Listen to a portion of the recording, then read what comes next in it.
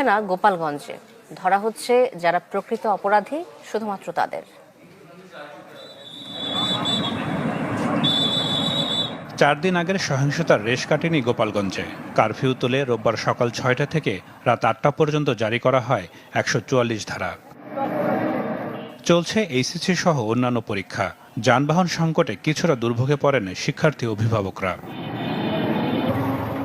আওয়ামী লীগের ডাকা হরতালের কোনো প্রভাব পড়েনি জেলায়, তবে আগের আতঙ্ক থেকেই খুব বেশি দোকানপাট খোলা হয়নি। জনসাধারণের আনাগোনা কম থাকায় বিপাকে শ্রমজীবী মানুষ।